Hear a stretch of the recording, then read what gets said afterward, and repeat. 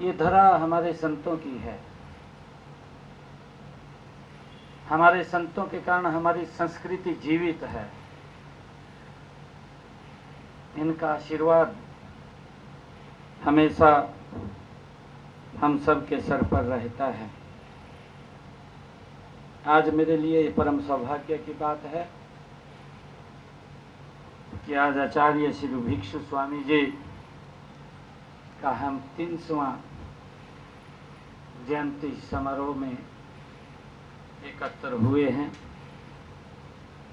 और इस अवसर पर परम श्रद्धेय मुनि श्री विनय कुमार आलोक जी, मुनि श्री सुधाकर जी,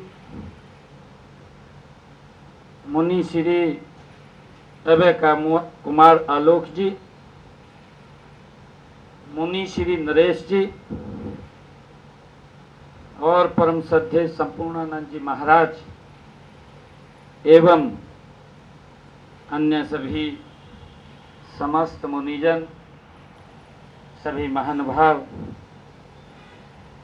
हमारे श्वेतांबर तेरापंथी सभा के सभी माननीय सदस्यगण, श्रद्धालुगण, आप सबको दोनों हाथ जोड़ करके प्रणाम करता हूँ।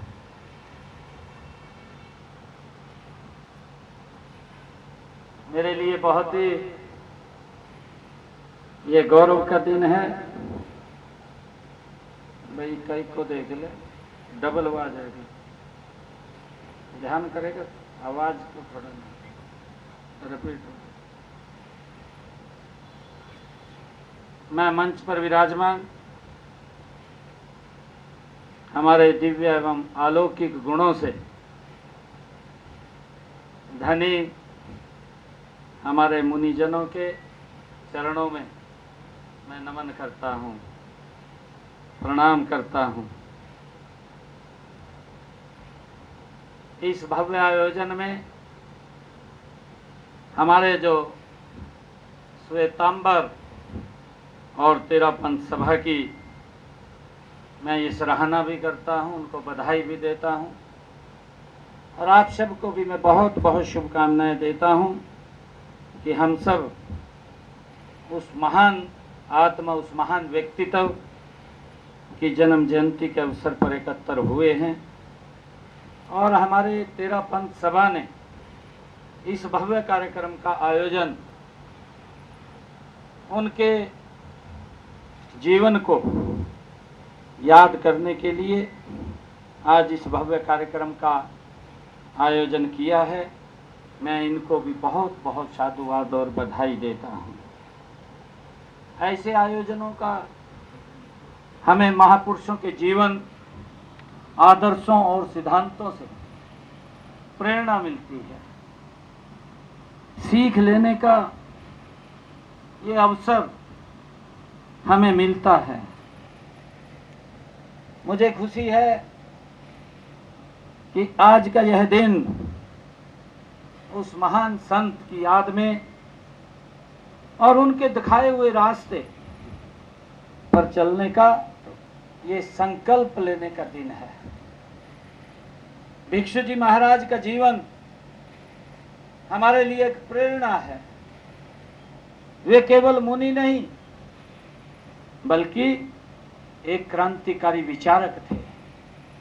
हम सब जानते हैं उन्होंने धर्म और समाज में फैली कुरीतियों पर जहां चोट की है और अध्यात्म को एक नई तर्कसंगत दिशा दी है। 300 साल बाद भी आचार्य श्री भिक्षु स्वामी जी की शिक्षाएं और उनके विचार उतने ही प्रासंगिक हैं जितने उस समय में थे। आज भी हमारे लिए वो उतने ही प्रासंगिक हैं। मुझे खुशी है कि 1783 में मारवाड़ के कंटालिया गांव में जन्मे विखंड जी का आचार्य भिक्षु बनने तक का सफर त्याग, तपस्या और हिम्मत की एक प्रेरणा देने वाली कहानी है।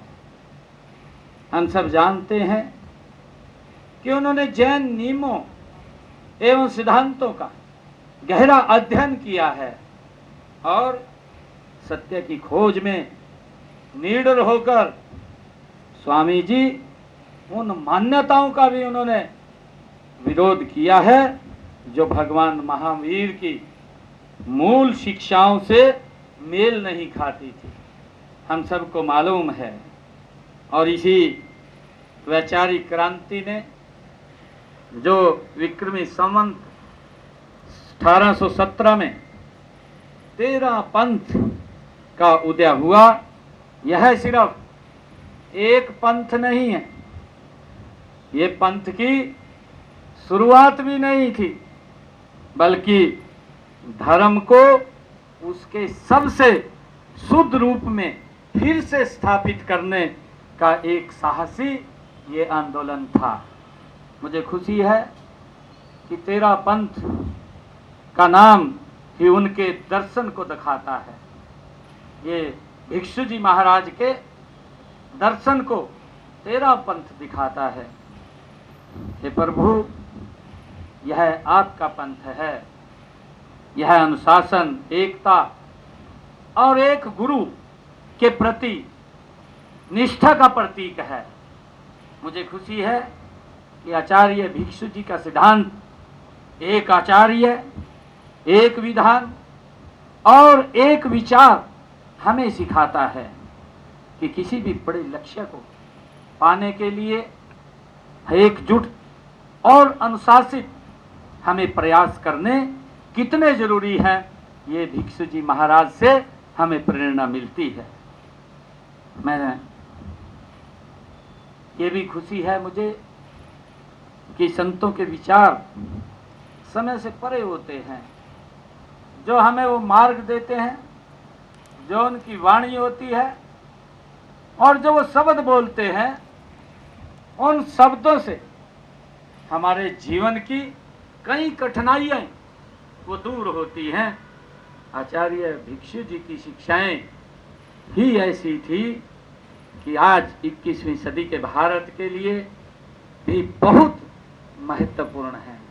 हम सब जानते हैं, उन्होंने सिखाया है, भिक्षु जी महाराज ने हमें सिखाया है कि अहिंसा सिर्फ मारपीट न करना नहीं है, बल्कि मन, वचन और कर्म तीनों के पवित्र का होना ये अहिंसा है।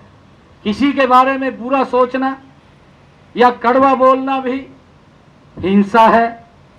आज जब हम समाज में तनाव और असहिष्णुता ये बढ़ रही है, तब अहिंसा का यह संदेश एक दवा की तरह ये काम करता है।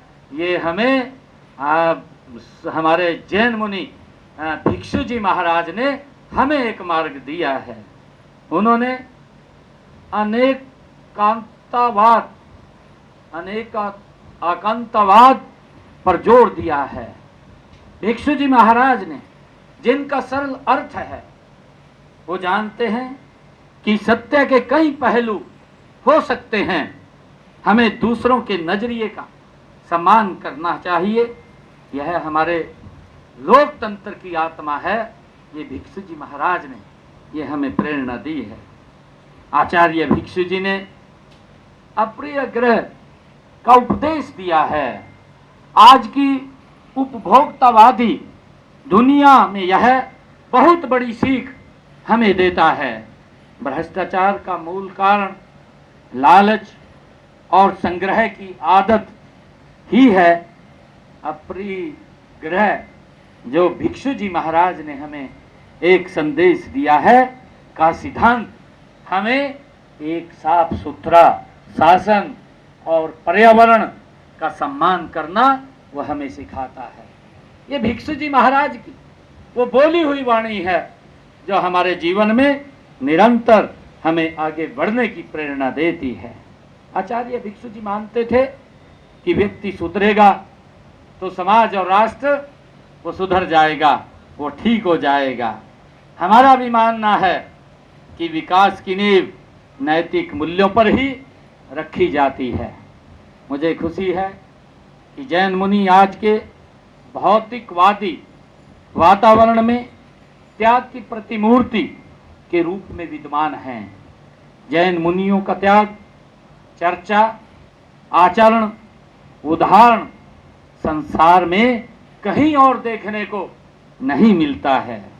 मैं यह भी बात पूरे विश्वास से कह सकता हूं कि तीर्थंकरों और मुनियों द्वारा स्थापित मूल्यों व सिद्धांतों को अपनाकर ही मानव सभ्यता ये फूल फलती रही है। मुझे ये भी खुशी है कि यही नहीं, उन्हीं मूल्यों को अपनाकर हम वर्तमान भौतिकवाद का सामना कर सकते हैं, जो भिक्षु जी महाराज ने अपने जीवन में अपनी वाणी से हमें संदेश दिया है। आज संसार में जो विसंगतियां फैल रही हैं, उनसे बचाव के लिए आचार्य भिक्षु जी महाराज जैसे हमारे कर्मठ और समर्पित मानव सेवकों के असाध्य परिश्रम का बड़ा उसमें योगदान है। आज हिंसा, आंतक तनाव, अशांति और असंतोष की जो स्थिति है, उससे शांति पाने के लिए हमें आचार्य भिक्षु स्वामी जी महाराज के बताए मार्ग पर हमें चलना होगा।